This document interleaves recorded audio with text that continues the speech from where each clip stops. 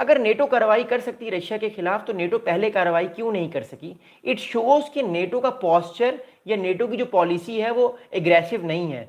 Russia इस चीज का एडवांटेज लेकर आने वाले कुछ और कंट्रीज के अंदर भी प्रोवोकेशन आपको करता हुआ नजर आएगा, अनलेस के नेटो कोई इसका जवाब ना दे। क्योंकि देखिए, रशिया ने जब पोलैंड पे अपने 19 ड्रोन्स भेजे, रोमानिया पे अपना एक ड्रोन भेजा और आज अपने 3 मिग-31 फाइटर जेट्स भेजे उसने एस्टोनिया की टेरिटरी पर, तो कोई रिस्पांस नहीं आया। जवाब यह आया कि हमने फाइटर जेट्स उड़ाए हैं और हम आपको वापस भेज देंगे। But this is not the right thing. You have to fight with the strength if you want to fight with the strength, otherwise आपको अगला बुली करेगा। तो द थिंग इज दैट मैं इसमें किसी कंट्री की साइड नहीं ले रहा। आई एम जस्ट सेइंग कि रशिया जितनी ज्यादा कोशिश करेगा वो तंग करेगा नेटो कंट्रीज को, और अमेरिका जितनी ज्यादा कोशिश कर रहा है वो नहीं चाह रहा ये जंग हो, लेकिन रशिया इस चीज का एडवांटेज ले रहा है with the help of Belarus, with the help of Ukraine, उस पर अटैक्स करके। अगली बात सुनिएगा।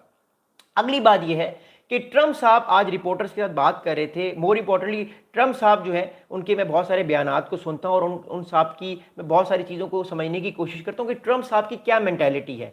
आज डोनाल्ड ट्रंप साहब ने कॉल की, चाइना के प्रेसिडेंट शी जिनपिंग से बात की और टिकटॉक का जो मसला था उसको सॉल्व किया। मैंने कल वीडियो बनाई थी टिकटॉक की, बाय द वे आप वो जरूर देखिएगा कि टिकटॉक का प्रॉब्लम क्या है अमेरिका और चाइना का। तो ट्रंप साहब का और चाइना का वो मसला हल हो गया। लेकिन डोनाल्ड ट्रंप साहब ने उस मीटिंग के दौरान एक बड़ी इंपॉर्टेंट बात की। उन्होंने ये बात की मोर इंपॉर्टेंटली कि जब उनसे सवाल पूछा कि इस्टोनिया पे जो कार्रवाई हुई है उस बारे में आप क्या कहते हैं, तो उन साहब ने ये बात की, ट्रंप साहब ने कहा कि आई डोंट लव इट, मुझे इससे प्यार नहीं है, मुझे अच्छा नहीं लगा कि जो इस्टोनिया के साथ रशिया ने किया। I don't like this when that happens, could be big trouble but I let you know later. तो ट्रंप साहब ने ज़्यादा इस पर बात नहीं की। ट्रंप साहब ने कैजुअली एक बात की कि ये जो एस्टोनिया की एयर स्पेस वायलेट हुई है ये मेरे लिए अच्छा नहीं है, और वो जो कैजुअली बात करते हैं I don't love it, I will talk later, ज़्यादा इस पर बात नहीं की एस्टोनिया वाले मामले पे। इट शोज़ के डोनाल्ड ट्रंप साहब को इस सारे मामले का पता है and he knows that he is being aware, लेकिन वो कोई कमेंट नहीं करना चाहते क्योंकि इस टाइम अमेरिका और प्यूटिन की बैक चैनल पे जो है मोर इंपॉर्टेंटली एक तरह से निगोशिएशंस चल रही हैं ताकि अगले 4-5 महीने में जंग खत्म हो और मामलात दोबारा से अमेरिका चाइना को जो कंटेन करना चाह रहा है उसको प्रॉपर्ली कंटेन कर सके। अगली बात सुनिएगा। अगली बात अब ये है कि इस्टोनिया का क्या रिस्पांस है। देखिए, इस टाइम हम जो चीज़ मैं नोट कर रहा हूँ उन सब चीज़ों को, उसके मुताबिक NATO countries are not responding जिस तरह से नेटो कंट्रीज को रिस्पॉन्ड करना चाहिए था। जो नेटो अलायंस बना था वो क्यों बना था कि कल को अगर रशिया इनको तंग करता है, इनके साथ शरारतें करता है, जो शरारतें भी रशिया कर रहा है एक हफ्ते से, तो ये उसका जवाब देंगे। ये उसका जवाब नहीं दे पा रहे। वाई? बिकॉज अमेरिका फिलहाल इन सारे कंट्रीज को जो है वो रोक रहा है कि अगर आप लोगों ने आने वाले टाइम पर रशिया को प्रोवोक किया तो फिर मैं आपके पैसे बंद कर दूंगा। तो अमेरिका फिलहाल जो है मोर इंपॉर्टेंटली सारी चीज़ों को जो है वो रोकने की कोशिश कर रहा है, क्योंकि सारा अभी खेल अमेरिका के हाथ में है। अमेरिका चाहे तो नेटो का बजट बंद कर दे, नेटो को टाइट कर दे, अमेरिका चाहे तो ना करे। तो ट्रंप साहब फिलहाल कोई ऐसी बात करने से गुरेज कर रहे हैं कि जिससे रशिया के साथ मामलात खराब ना हो। अब इस्टोनिया का क्या रिस्पॉन्स है वो मैं आपको बताऊंगा। देखिए, इस्टोनिया के जो डिफेंस मिनिस्टर हैं इनका नाम है हैनो पैविकोव जो इस्टोनिया के डिफेंस मिनिस्टर हैं। इनका मैं बीबीसी पे आज एक इंटरव्यू सुन रहा था, 2 घंटे पहले मैं इनका इंटरव्यू सुन रहा था। मेरी आदत ये है कि जब भी कोई वाकया होता है मैं फौरन से उन कंट्रीज के टॉप ऑफिशियल्स के इंटरव्यू सुनता हूँ, हम नोट्स बनाते हैं और फिर मैं अपना एनालिसिस देता हूँ। अब 2 घंटे पहले जो इंटरव्यू दिया इस्टोनिया के डिफेंस मिनिस्टर मिस्टर हैनो पैवरॉक ने बीबीसी को ये बताया कि it is unprecedented that for 12 minutes the Russians were in our air space. In this situation, the only right thing to do to push them out of Estonian airspace। तो Estonia की जो है वो defence minister ये कह रहे हैं कि ये बड़ा अनप्रेसिडेंटेड है, ये बड़ा सरप्राइजिंग है कि 12 मिनट तक रशियंस हमारी एयर स्पेस में रहे और हमने बड़ा अच्छा काम किया कि हमने रशिया को फारिग कर दिया और उसको भेज दिया वापस। अगली बात बताऊंगा। अगली बात ये है कि मोर इंपॉर्टेंटली इस्टोनिया की तरफ से ये बयान आ रहा है कि the aircraft did not have flight plans, their transponders were not switched on and many were not in contact with the air traffic control। तो एक तरह से ये जो फाइटर जेट्स हैं ये हम सबको पता है ये प्रोवोकेशन थी, ये कोई गलती से फाइटर जेट्स नहीं आए। एवरीवन नोज के इससे एक हफ्ता पहले पोलैंड में 19 ड्रोन्स उड़े हैं, रोमानिया में 1 ड्रोन उड़ा है और अब 3 फाइटर जेट्स जो हैं। ये आपको सीरीज ऑफ द इवेंट्स आपको नजर आएगा। मैं कोई प्रिडिक्ट नहीं कर रहा, ना मैं चाहता हूँ ऐसा हो, बट आपको नजर आएगा अगले 2-3 दिन बाद लिथुआनिया पे भी ये कार्रवाई हो सकती है। अगली बात सुनिएगा। अगली बात यही है, more importantly that's going to very very important. अगली बात सुनिएगा। अगली बात ये है कि एक और बहुत इंपॉर्टेंट जो है वो एक रिसर्च प्रोफेसर हैं। ये साहब जो है एक रिसर्च प्रोफेसर, इन साहब का नाम है जैकब एम गॉडजी मिलिस्की। जैकब एम गॉडजिमिलिस्की साहब जो हैं वो बड़े एक इंपॉर्टेंट एक रिसर्च प्रोफेसर हैं in Russian security policy at Norwegian institute of international affairs. एक नॉर्वेजियन एक नॉर्वे के अंदर जो है वो एक पॉलिसी इंस्टीट्यूट है या एक थिंक टैंक है, वहां पे एक प्रोफेसर साहब हैं जैकब एम गॉडजिमिलिस्की साहब। इन साहब से जब आज एक इंटरव्यू लिया गया, इन साहब ने एक बड़ा इंपॉर्टेंट स्टेटमेंट दिया, आज वो मैं आपको बताता हूँ। इन साहब ने ये बात बताई, इन साहब ने कहा कि the incident could be a test but could also be purely कॉन्सिडेंशियल।